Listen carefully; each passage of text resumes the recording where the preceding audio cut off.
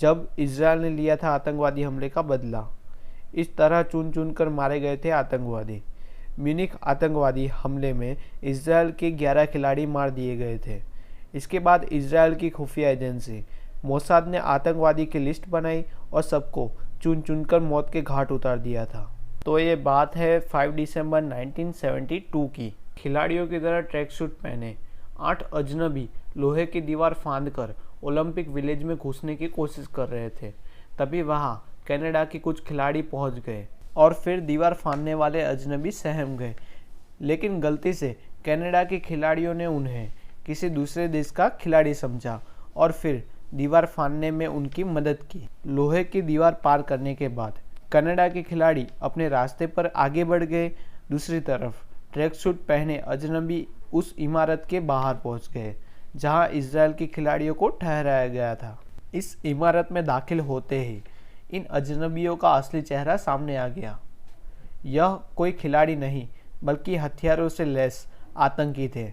ये PLO यानी फलस्तीन liberation organisation से जुड़े थे। 8 आतंकी हाथ में हथियार लेकर अपने मिशन को अंजाम देने निकल पड़े। जैसे ही आतंकवादियों ने अपार्टमेंट में दाखिल होने की कोशिश की, उसमें रह रहे पहलवान योसेफ गॉटफ्रेड ने शोर मचा दिया। लेकिन तब तक आतंकी अंदर घुस चुके थे। पूरे हॉस्टल में हड़कंप मच गया। कुछ खिलाड़ी भागने की कोशिश करने लगे।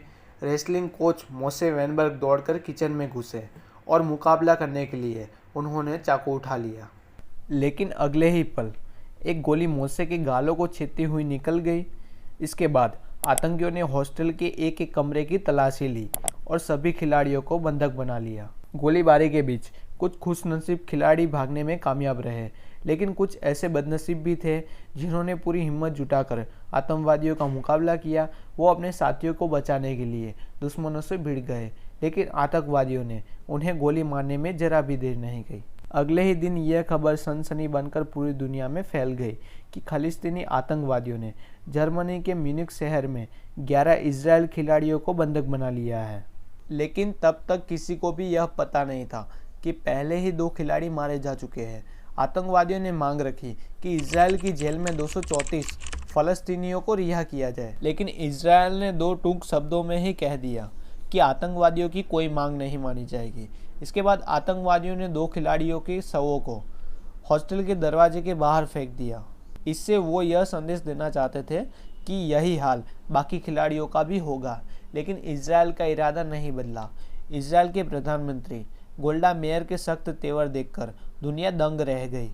लोगों को लग रहा था कि इजरायल ने अपने खिलाड़ियों को आतंकवादियों के भरोसे छोड़ दिया, लेकिन हकीकत तो ये थी कि इजरायल जर्मनी को इस बात के लिए राजी करने में जुटा हुआ था कि वो म्यूनिख में अपने स्पेशल फोर्स को भेजे, लेकिन जर्मनी इस बात के लिए तैयार नहीं हुआ। ओलंपिक खेल के दौरान खिलाड़ियों को बंधक बनाना और मोल भाव करना, पूरी दुनिया टकटकी लगाकर इजरायल की ओर देख रही थी। लोग सांसें थामे इंतजार कर रहे थे कि आखिर इजरायली खिलाड़ियों का क्या होगा। इसी बीच आतंकवादियों ने एक नई मांग रखी और जर्मन सरकार ने वह मान भी ली।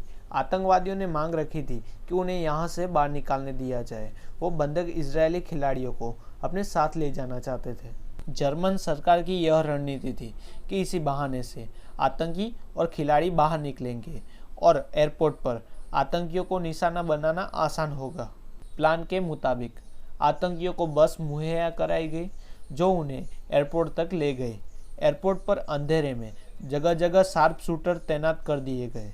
पूरी दुनिया अपने टीवी स्क्रीन पर इस मंजर को लाइव देख रही थी। खिलाड़ियों को बस में से उतारकर हेलीकॉप्टर में बिठाया गया। इसके कुछ ही सेकंड बाद शार्प शूटर ने आतंकवादियों को निशाना बनाना शुरू कर दिया।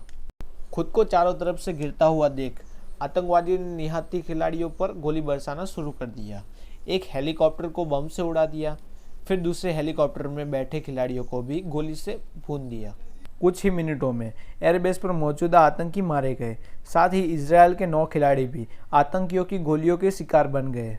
शुरू में टीवी के जरिए ये खबर फैलाई गई कि सिर्फ आतंकवादी ही मारे गए, सभी 9 खिलाड़ी सुरक्षित है। लेकिन अगली सुबह साफ हो गया कि इजरायल का कोई भी खिलाड़ी जिंदा नहीं बच पाया।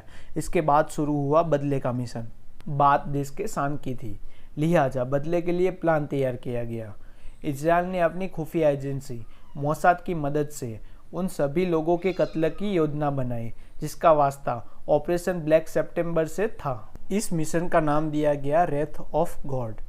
फिर अलग अलग ठिकानों पर बमबारी की और करीब 200 आतंकियों और आम नागरिकों को मौत के घाट उतार दिया। लेकिन इजराइल के प्रधानमंत्री गोल्डा मेयर इतने बरस से रुकने वाले नहीं थे। उन्होंने इजरायली खुफिया एजेंसी मोसाद के साथ गुप्त मीटिंग की और उन्होंने एक ऐसा मिशन चलाने को कहा जिसके तहत दुनिया भर में अलग अलग देशों में फैले उन सभी लोगों को जान से मार दिया जाए जिसका वास्ता ब्लैक सितंबर से था। सबसे पहले मोसाद ने ऐसे लोगों की लिस्ट बनाई जिसका संबंध म्यूनिख हमले से था। इसके बाद ऐसे एजेंट्स तलाशे गए जो गुमनाम रहकर ऑपरेशन रेथ ऑफ गॉड को अंजाम दे सके। मिशन शुरू होने के कुछ ही महीनों के अंदर मोसाद एजेंट्स ने वेल ज्वेटर और महसूद हमसारी का कत्ल कर सनसनी मचा दी। अब बारी थी अगले निशाने की। यहाँ भी मोसाद की टीम ने ब्लैक सितंबर से संबंध रखने के शक में एक शख्स की दिन रात निगरानी रखी। हुसैन अल बरिश नाम का ये शख्स होटल में रहता था और होटल में वो सिर्फ रात को ही आता था और दिन शुरू होते ही निकल जाता था। मोसाद की टीम ने उसे ख़त्म करने के लिए उसके बिस्तर के नीचे बम लगाने का प्लान बनाया।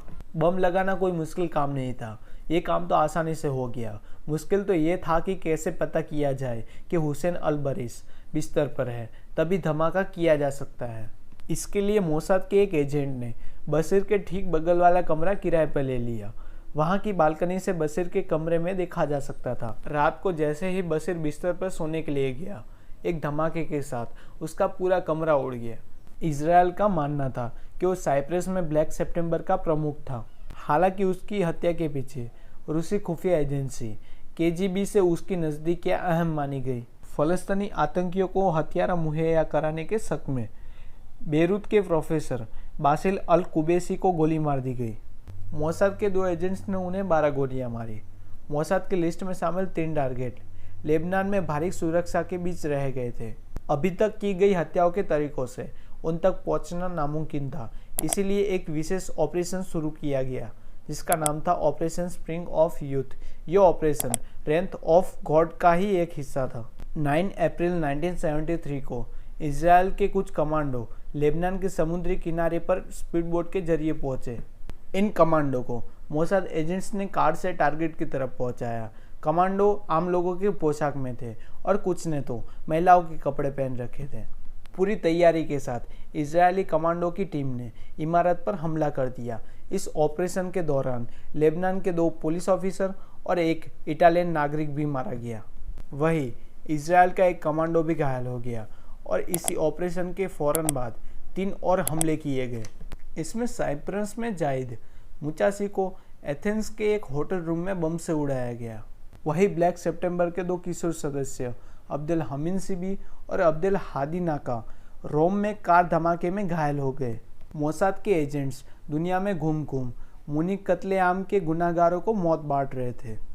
लेकिन क्या इजराइल के बदले की आग की कहानी अभी थम गई?